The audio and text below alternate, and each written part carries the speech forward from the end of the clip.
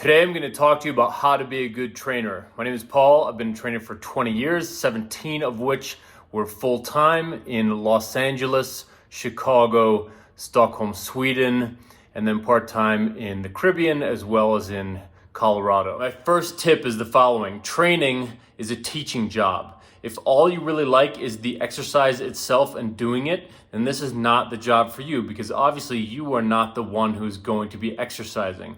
Training is a teaching job. In fact, when I would hire people for my team, I would almost always regard highly people with some kind of care or teaching background. For example, nurses or like preschool teachers, for instance.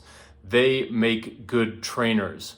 Alternatively, I looked down on people with like a finance background who just got tired of the professional world and wanted to change things up and become a trainer.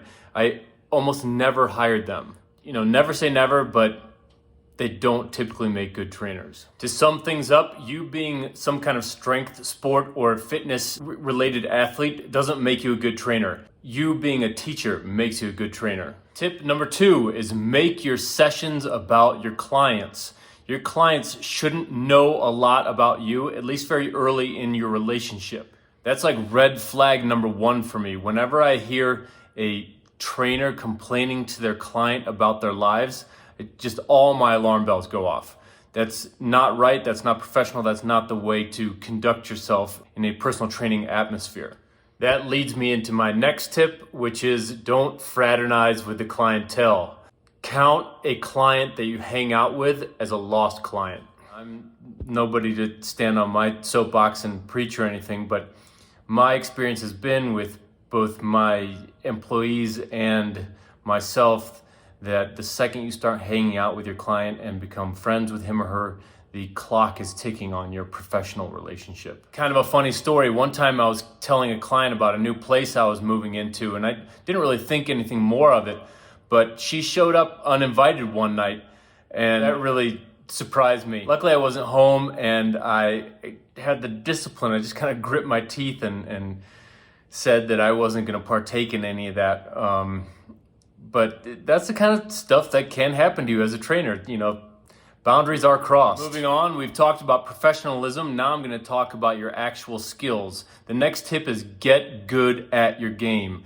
You're going to have to take a ton of continuing education courses and count on having to pay for the most of them out of pocket. In addition to that, if you're smart, you'll leave the fitness industry to take a couple of those continuing education courses. And one of those things that I can tell you that I've had great benefit from are courses in coaching, like conversational or executive coaching.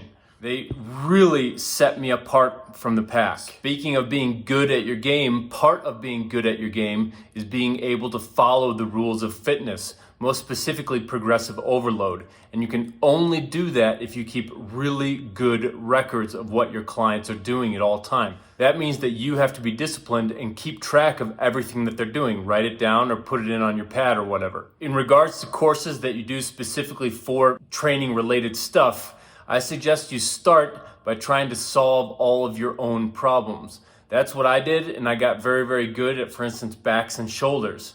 And a lot of those clients came to me, and that has worked out very, very well for me. Which leads me to my next point, and that is practice what you preach.